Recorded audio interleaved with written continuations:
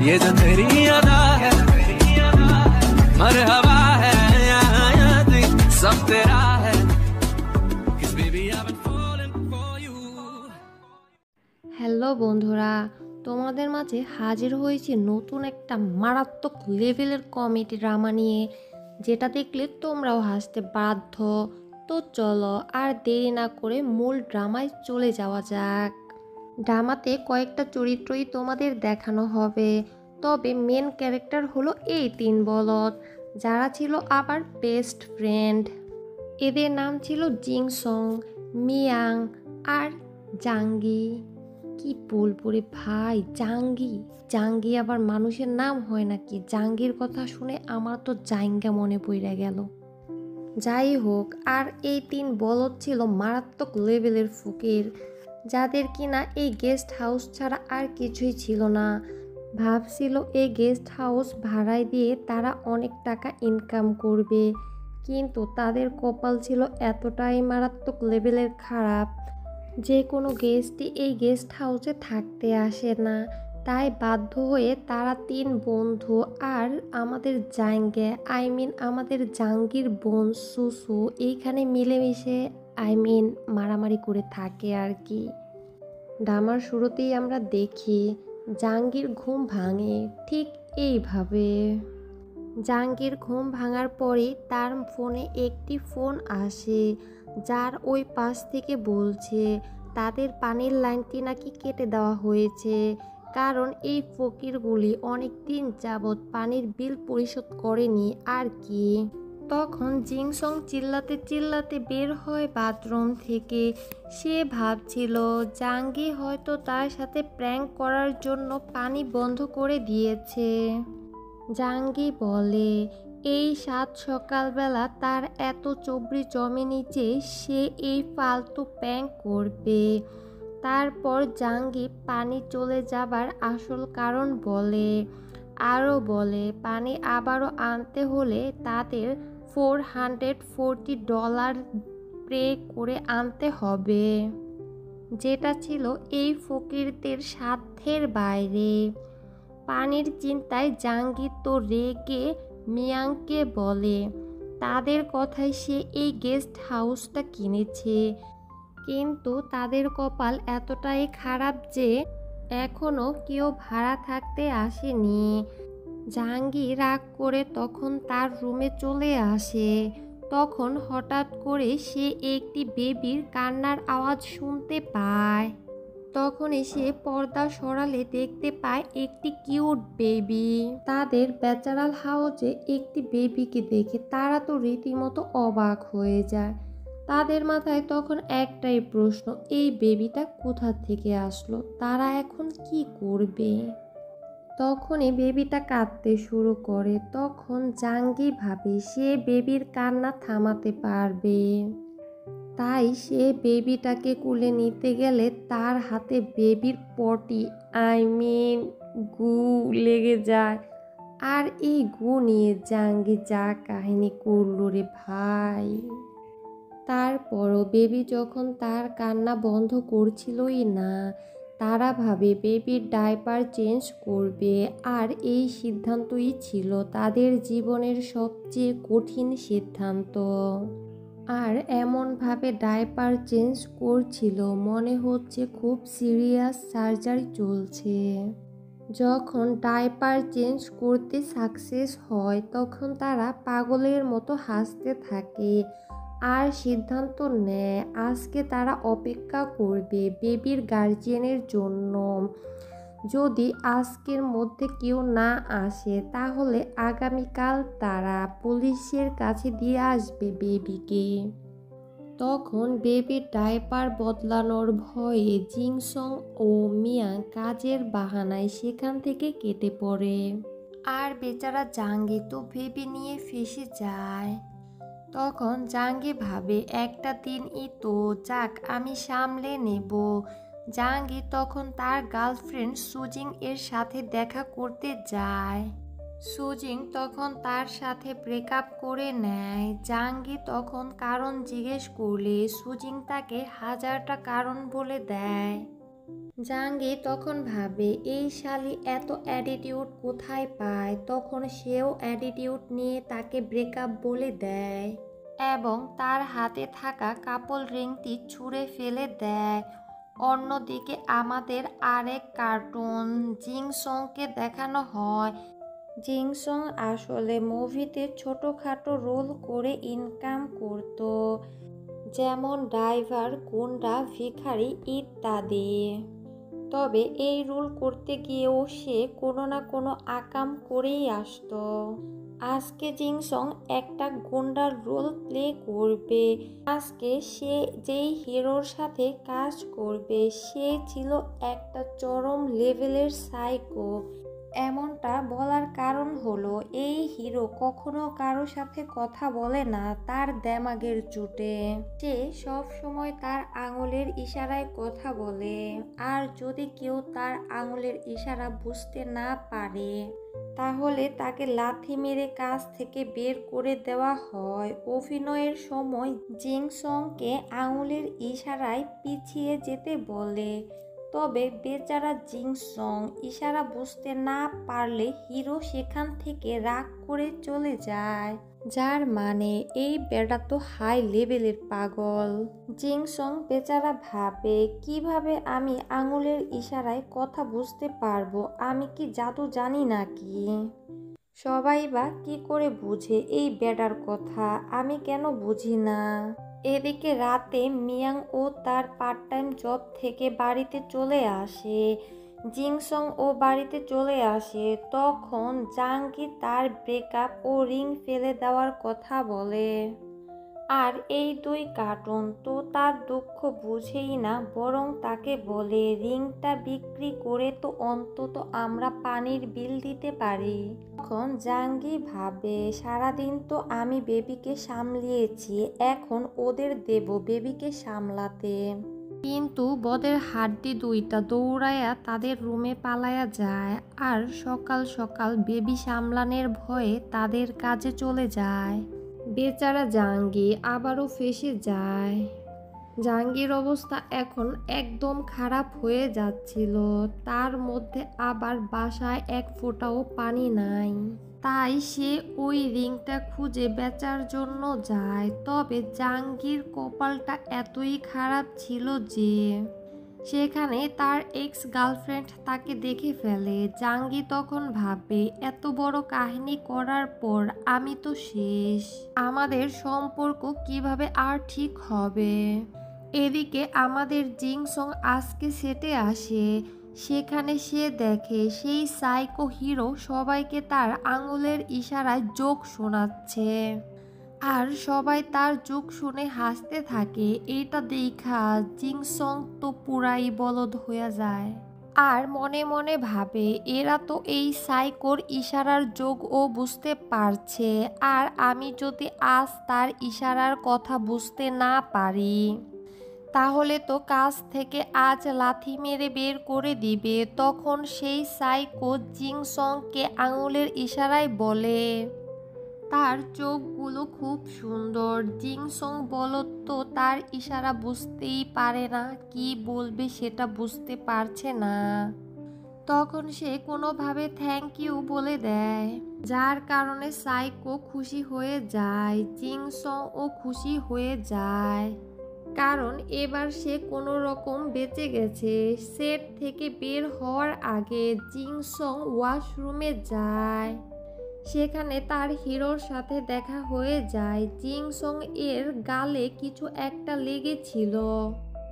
Psycho hero তাকে ইশারা দিয়ে সেটা সরাতে বলে। জিংসং গাধা বুঝতে পারছিল না সে তাকে কি বলতে চাচ্ছে।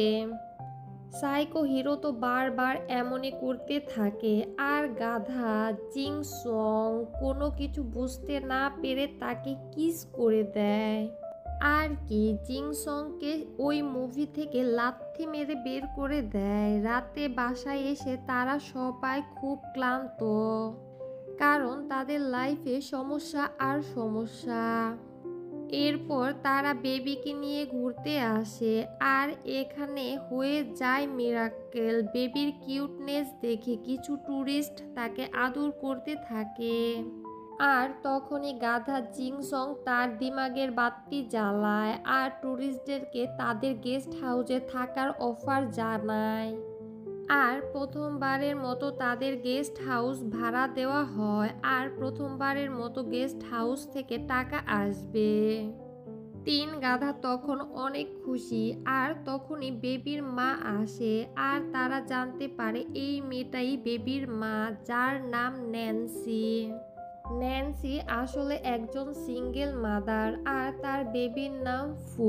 ফুর বাবা তাদেরকে ছেড়ে চলে গেছে। ন্যান্সি বলে সে তার বেবিকে ভালো খেয়াল রাখতে পারছিল না কারণ তার কাছে টাকা নেই, তাই বেবিকে তাদের গেস্ট হাউসে রেখে চলে গেছে। কিন্তু একজন মা চাইলেও তার বাচ্চা ফেলে দিতে পারে না, তাই সে আবার ফিরে আসে। এসব শুনে তো জাঙ্গির একটুও মায়া হয় না, কিন্তু জিংসং ও মিয়াং তার কষ্ট দেখে তাকে এই বাসায় থাকতে বলে কয়েকদিন। কিন্তু আজকে সবগুলো রুম ফুল ছিল কারণ অনেক গেস্ট এসেছে, তাই ন্যান্সিকে জাঙ্গির বোন সুসুর রুমে থাকতে দেওয়া হয়। সুসু রাতে বাসায় এসে তার রুমে ন্যান্সিকে দেখে ভয় পেয়ে যায় আর চিল্লাতে থাকে। তখন সেখানে সবাই চলে আসে আর এই অবস্থায় ও জাংসং সব কিছু বাদ দিয়ে সুসুর বডি দেখে বলতে থাকে, প্রথমবারের মতো মনে হচ্ছে তুই কোনো মেয়ে। আমি তো তোকে সব সময় আমাদের মতো ছেলেই ভাবতাম। এটা শুনে তো সুসুর অনেক রাগ হয় আর সে জংসংকে মারতে থাকে। সুসুর তো রুম শেয়ার করার কোনো ইচ্ছাই ছিল না, কিন্তু এখন আর কি করার, শেয়ার তো করতেই হবে। পরের দিন সকালে সবাই নাস্তা করছিল, তখন বেবিরও খুব ক্ষুধা লাগে। তখন ন্যান্সি সবার সামনেই বেবিকে বেস্ট ফিটিং করাতে থাকে। এটা দেখে সবার এত লজ্জা লাগছিল যে সবাই এদিকে ওদিকে ছুটতে থাকে আর সীমা লঙ্ঘন তো তখনই হয়। ন্যান্সি সবাইকে বলে তার বেবি বেস্ট ফিটিং করতে পারছে না আর বেবিকে বেস্ট ফিটিং করানোর জন্য তার বেস্ট পাম্প দরকার। এই গাধাদের তো বেস্ট পাম্প সম্পর্কে কোনো ধারণাই ছিল না, তবুও তারা বেস্ট পাম্প কিনতে দোকানে চলে যায়।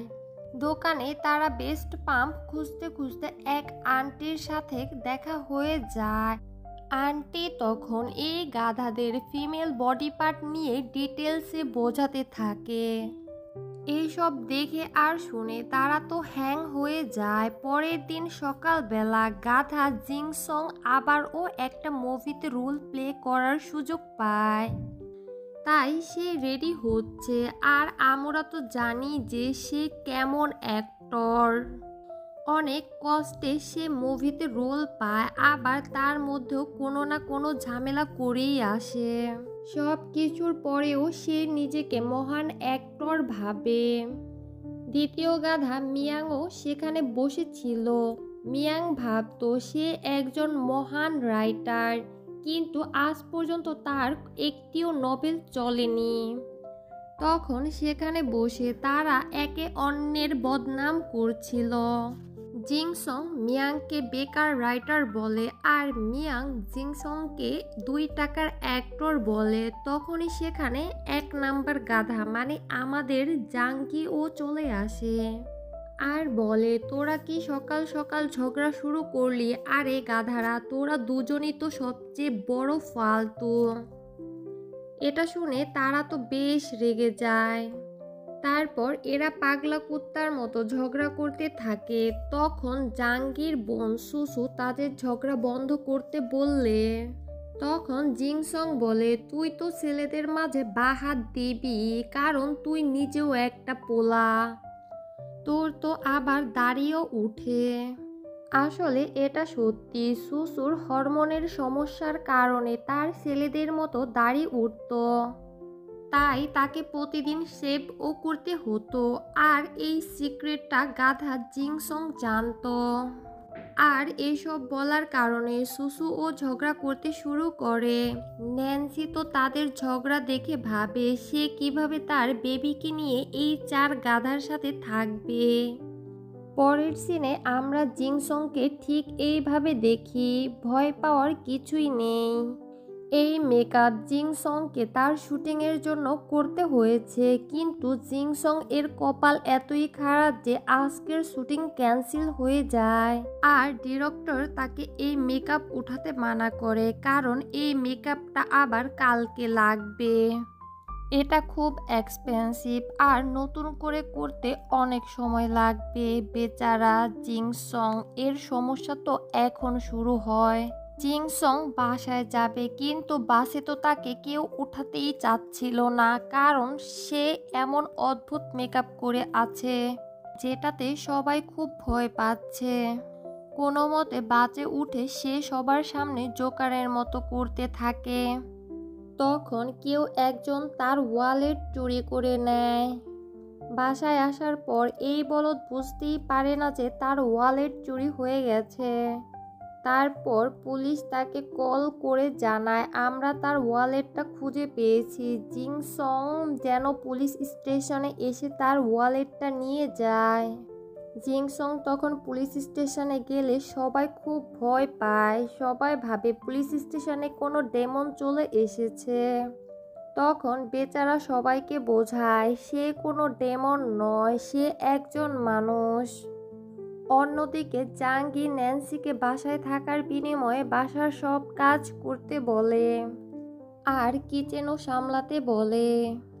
ন্যান্সি কিচেনের কোনো কাজই ভালোভাবে করতে পারতো না। সে প্লেট ভেঙে ফেলে তো ফ্রিজ খোলা রাখে, তাই জাঙ্গি ন্যান্সিকে খুব বকে।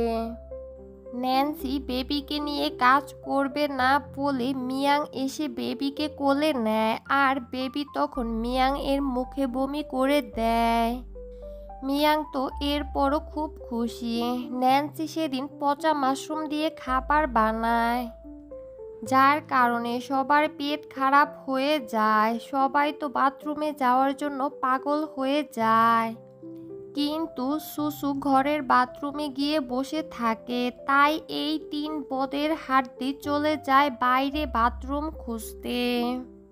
মিয়াং আর জিংসং তো বাথরুম পেয়েও যায়, তবে জাঙ্গি কোনো পাবলিক বাথরুমই খুঁজে পায় না। বেচারা জাঙ্গি তো বাথরুম খুঁজে পায় না, কিন্তু রাস্তায় তার এক্সকে পেয়ে যায়। জাঙ্গি তো পাগল হয়ে যায়, কারণ সে এখন কি করবে, তার এক্সকে মানাবে নাকি পটি করতে যাবে। সে দাঁড়িয়ে কিছু বলার চেষ্টা করে, কিন্তু তার অবস্থা দেখে জাঙ্গির এক্স সেখান থেকে চলে যায়। জাঙ্গি আবারও বাথরুম খুঁজতে থাকে আর একটি বাথরুম পেয়েও যায়, যে বাথরুমটা কেউ কিনে নিয়ে যাচ্ছিল। জাঙ্গি তখন সেখানেই চলে যায় আর নিজের পেট খালি করে। কিন্তু বাথরুমের মালিক যখন জানতে পারে জাঙ্গি এটা ব্যবহার করেছে, তখন জাঙ্গিকে বাথরুম দিয়ে দেয়। আর জাঙ্গি তখন বাথরুমটা নিয়ে বাসায় চলে আসে। সবাই এটা দেখে অবাক হয়ে যায়। পরের দিন আবার দেখতে পায় সুসু লুকিয়ে লুকিয়ে শেভ করছিল। তখন আবার এটা ন্যান্সি দেখে ফেলে। আজ সুসু তার বয়ফ্রেন্ডের সাথে দেখা করতে যায়, আর ভুলবশত একটি রুমে তারা আটকে যায়। সুসু তো ভীষণ ঘাবড়ে যায়, কারণ তার বয়ফ্রেন্ড জানতো না তার দাড়ি ওঠার ব্যাপারটা। সুসু ভাবে এখন সে কি করবে। তখন সুসু তার বয়ফ্রেন্ডকে মেরে অজ্ঞান করে দেয়। অন্যদিকে আমরা জাঙ্গিকে দেখতে পাই ন্যান্সিকে নিয়ে গ্রোসারি শপে যায়। সেখানে তার এক্স গার্লফ্রেন্ড সুজিং এর সাথে দেখা হয়ে যায়। সুজিং তখন তার বয়ফ্রেন্ডের সাথে জাঙ্গির পরিচয় করিয়ে দেয় আর বলে তার বয়ফ্রেন্ড একটি বড় থাই রেস্টুরেন্টের মালিক। জাঙ্গি তো তখন খুব হিংসে হচ্ছিল। তখন জাঙ্গি ন্যান্সিকে দেখিয়ে বলে এটা আমার গার্লফ্রেন্ড, যে কিনা খুবই ভালো আর অনেক কিউট, আমাকে অনেক ভালোবাসে। কিছু দূর এগিয়ে সুজিং জানতে পারে আসলে তাদের মধ্যে কিছুই নেই। সুজিং এর সামনে অ্যাটিটিউড দেখালেও বাসায় এসে জাঙ্গি তো পুরা দেবদাস হয়ে যায়। তবে সে একা নয়, তার বোন সুসুর বয়ফ্রেন্ডও তাকে দাড়িতে দেখে ফেলে আর তার সাথে ব্রেকআপ দিয়ে চলে যায়। দুই গাধাই তখন ছোট বাচ্চাদের মতো কান্না করতে থাকে। উপরওয়ালা তখন জাঙ্গির দোয়া না শুনলেও সুসুর দোয়া শুনে নেয়। সুসুর বয়ফ্রেন্ড আসে আর তার সাথে সব কিছু ঠিক করে নেয়। আর আজকের মতো এই পার্টটি এখানেই শেষ করছি। ফিরে আসছি পরবর্তী পার্ট নিয়ে। ততক্ষণ পাশে থেকে চ্যানেলটি সাবস্ক্রাইব করে দিবেন।